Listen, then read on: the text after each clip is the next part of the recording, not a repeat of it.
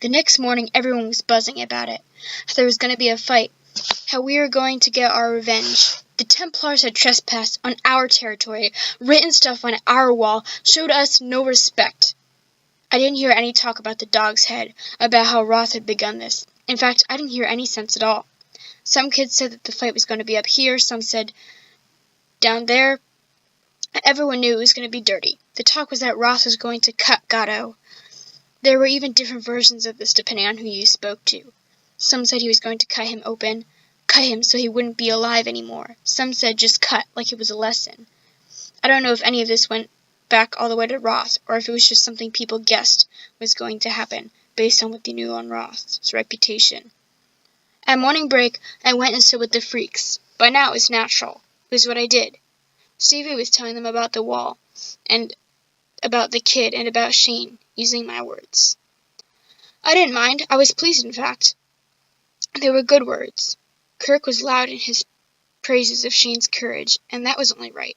He turned to me. And you were there? He sounded bright and friendly. That should have been a warning. Yeah, I said modestly, thinking that being there was a good thing, that I had special status of first-hand witness and primary source. That was lucky for Shane. I still wasn't really thinking, and I said, yeah, again, missing the first quick, sharp sting of sarcasm. Having you there to back him up, and then I began to get it. Having you on his side. Now I was staring Kirk in the eye. And you did what, exactly? Just so we can get it straight. Hang on, said Billy the fat one. No, really, I'm intrigued, said Kirk over him. So, Paul, while Shane was rescuing this little kid, you were... what, exactly? It wasn't like that, it was... Then I saw Maddie. She was watching me. She looked pretty today. She still hadn't gotten the freak thing right, but she'd hit on a nice look, for her. Her hair was tied back, and her neck... I don't know. Something about her neck. I wanted to say it was like a swan, but that isn't right. I only wanted to say it because that's what you say about a neck when you think it might be beautiful. You say swan-like, but a human with a swan neck would be a monster. I think what I liked about Maddie's neck was that the curve of it seemed to be made to have a cheek rested into it. And my mind was already there, resting into her neck, my skin on her skin. And you didn't help him? Maddie. A sting. Yes, no, there were kids everywhere. I couldn't. Without Paul, they would have kicked the shit out of me. Shane. Not there and then there. And his words bit because he didn't usually swear. Kirk turned to him, his face uncertain, eyes shifting, troubled, but reluctant to let this one go. That's not what Stevie said. Stevie said he just stood there like a dummy. I felt the freak cat draw on its breath. I never said dummy. That's what you meant, said Kirk, a little more sure of himself now. That's what it amounted to. Stevie, said Shane. Who told you about it? About what happened? Stevie looked puzzled for a moment, then smiled. Paul. I just repeated what he told me. And when have you ever heard him boast about anything? Shane began to look at Stevie, but then shifted his gaze to Kirk, and then the gang in general. He never talks about himself, said Billy, grinning. He's a modest guy. I'm telling you all now, without Paul watching my back, I'd have been in trouble. Maddie gave me a little smile. I could have kissed Shane, or Maddie, or both. It was like a dream. I was getting praised at the same time for being brave and for being modest. Kirk didn't want to leave things there, with him looking stupid and me looking good. So he changed the subject. You all know there's going to be a big fight, don't you? Yeah, we knew. Have you heard the latest? Do tell, said Stevie, deadpan. It's tomorrow. They're coming down here to the gypsy field. You sound like you're looking forward to it, said Shane. What if I am? All it means is that two sets of meatheads are going to beat each other to a pulp. What's not to like? What if someone gets hurt? I asked. Like I said, if they're all idiots, who cares? What if someone gets badly hurt? What if someone gets put in the hospital? Kirk laughed. I think some of the others laughed with him. I could see I was coming across a bit straight-laced.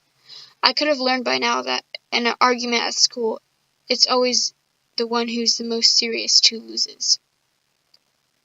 Read my lips, said Kirk. I don't care. They're psychos. Or are psychos. It doesn't matter. What if someone gets killed? Hospital or morgue? I couldn't give a toss. One less nutter. Just before break was over, the group split up. Each person set on some individual project.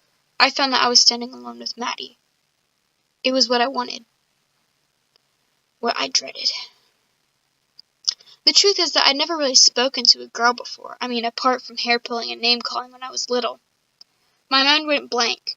No, not blank. It was full of stuff. Words, whizzing around. I couldn't get my hands on any of them, so the effect was the same. Silence. Maddie saved me. Dirk's a kick, she said. Then there was a little pause while it sank in. We laughed loud with the release. Too loud, perhaps. Kirk's a dick, I meant. Yeah, I said, still smiling. Why do you put up with him? We're not like that. They don't exclude anyone. It's funny how she went from we to they. Decoding it was easy. Look at you and me, she was saying. If there was any excluding going on, don't you think we'd be at the top of the list? Shane's amazing, though, isn't he? I said, following some weird connection of my own. Maddie's face lit up. Yeah, and you were there. When he saved that kid, I'm glad it was you. I don't think any of the others would have been brave enough to back him up. Not Kirk, anyway. Steve would have tried, but, Yeah, he looked like he'd break in two if you blew on him. Maddie giggled. I went for it, surfing on the energy wave. So, well, do you want to maybe hang out sometime? We hang out all the time. Her face, her tone were hard to read. Friendly, half smiling. But was she saying no, or was she teasing, asking for more? If she hadn't said the nice things about me, about being brave, I'd have given up. But I was brave. I'd been the one to stand by Shane in his hour of need. No, would you like to go to see a film or something? You and me, together. God, but that was lame.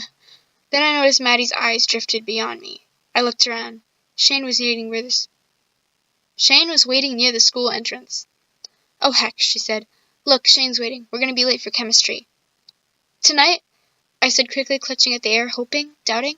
Tonight? Yes, okay, fine. She said yes. She definitely said yes.